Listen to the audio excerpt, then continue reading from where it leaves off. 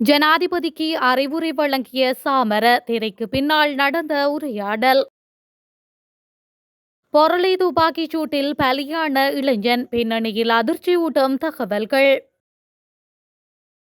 ஒன்றாக நாங்கள் அரசியல் செய்வோம், எதிர்க்கட்சிகளுக்கு அனுர அழைப்பு. கூலிப்படைக்கு ஆதரவளித்த பாதுகாப்பு தரப்பினர் அம்பலப்படுத்திய அனுரகுமார.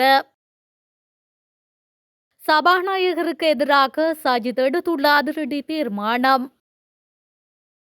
அனுர அரசாங்கத்தின் கவன ஈனம் எழுந்துள்ள கடும் குற்றச்சாட்டு.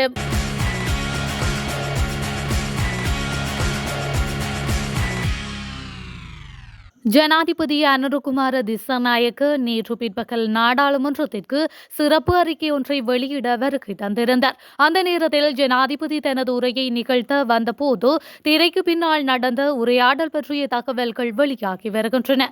இதில் மாதங்களை பெயரிட்டு அரசாங்கங்களை கவிழ்ப்பதாக சில அரசியல் தலைவர்கள் தெரிவித்த அறிக்கைகளை ஜனாதிபதி குறிப்பிட்டிருந்தார்.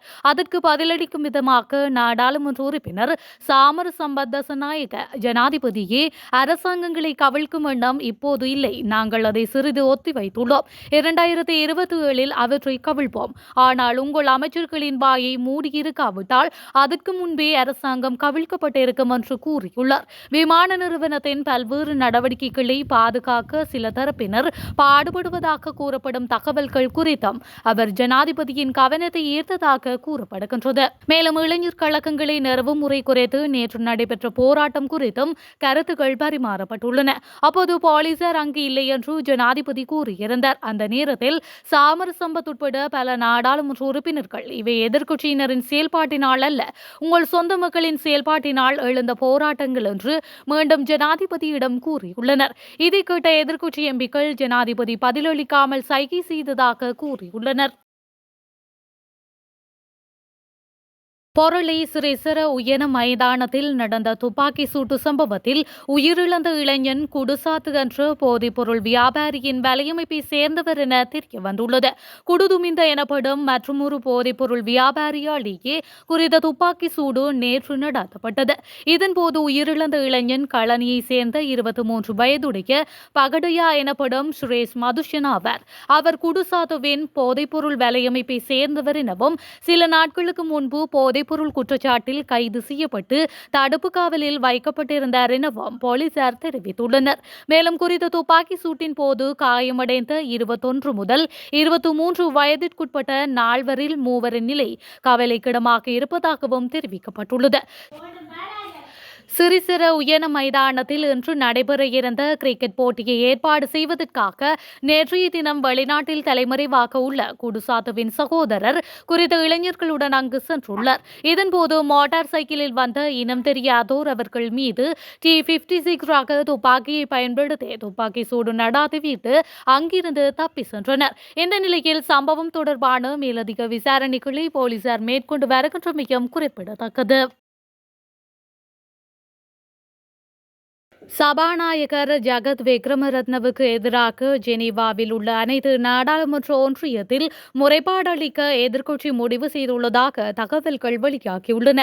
எதிர்க்கட்சித் தலைவர் சஜித் பிரேமதாஸ் மற்றும் பிற எதிர்க்கட்சி நாடாளுமன்ற உறுப்பினர்கள் நாடாளுமன்றத்தில் தங்கள் கருத்துக்களை வெளிப்படுத்த சபாநாயகர் நியாயமான நேரத்தை வழங்கவில்லை என தெரிவித்து இந்த முறைப்பாடு அளிக்கப்பட உள்ளது. எதிர்க்கட்சியின் தலைமை அமைப்பாளர் கயந்த கருணாதிலக கேள்வி எழுப்பிய போது தேசிய முக்கியத்துவம் அவசர விடயத்தை நாடாளுமன்றத்தில் முன்வைக்க நாட்டிற்கு வாய்ப்பு கிடைக்கவில்லை என்று அவர் கூறியுள்ளார். எதிர்க்கட்சி தலைவரோ அல்லது எதிர்க்கட்சி நாடாளுமன்ற உறுப்பினர்களோ உரையாடுவதை முந்தைய எந்த சபாநாயகரும் தடுத்ததில்லை என்று கயந்த கருணாதிலக குற்றம் சுமத்தியுள்ளார். எதிர்க்கட்சிக்கு இழைக்கப்படும் இந்த அநீதி குறித்து இதற்கு முன்பு பல சந்தர்ப்பங்களில் நாடாளுமன்றத்தில் கவனத்தை ஈர்த்திருந்தாலும் அதற்கு உரிய பதில் கிடைக்கவில்லை. எனவே இந்த தடவை அனைத்து நாடாளுமன்ற ஒன்றியத்தில் புகார் அளிக்க முடிவு செய்ததாக அவர் குறிப்பிட்டுள்ளார். இந்த முறைப்பாட்டை சமர்ப்பிப்பது குறித்து எதிர்க்கட்சித் தலைவர் சஜித் பிரேமதாச அனைத்து எதிர்க்கட்சித் தலைவர்களுடனும் விவாதித்ததாகவும் அனைவரின் ஒப்புதலையும் பெற்றதாகவும் நாடாளுமன்ற உறுப்பினர் கயந்த கருணாதிலக சுட்டிக்காட்டியுள்ளார்.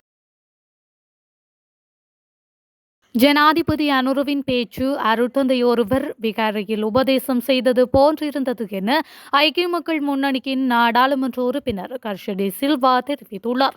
அவர் மேலும் குறிப்பிடுகையில், ஜனாதிபதி அனுரவின் பேச்சு அருட்தந்தையொருவர் விகாரையில் உபதேசம் செய்தது போன்றிருந்தது. சண்டியர் போல் கையை நீட்டியவாறு எச்சரிக்கும் துணியில் என்னை விமர்சிக்கவும் செய்திருந்தார்.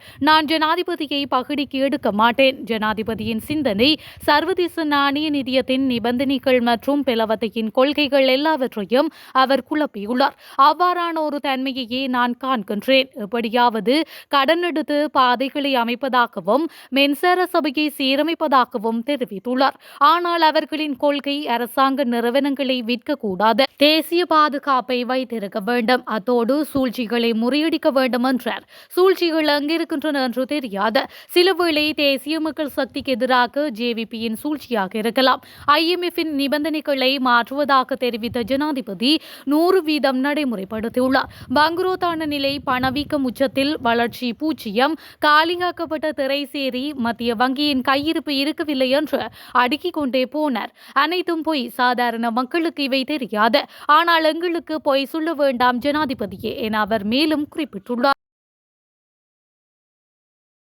பாதாள குழுக்களுடன் போலீஸ் மற்றும் ராணுவத்தில் ஒரு சிலர் தொடர்பு கொண்டுள்ளார்கள் என ஜனாதிபதி அனுரகுமார திசாநாயக்க தெரிவித்துள்ளார். கூலிப்படையாக செயல்பட்டுவிட்டு பின்னர் தனது சீருடையை அணிந்து கொள்ளும் பாதுகாப்பு தரப்பினரும் இருந்துள்ளார்கள் என்றும் அவர் கூறியுள்ளார். இது தொடர்பில் மேலும் கருத்து தெரிவித்த அவர், ராணுவ முகாமில் இருந்த துப்பாக்கிகள் கடந்த காலங்களில் மாயமாகியுள்ளன.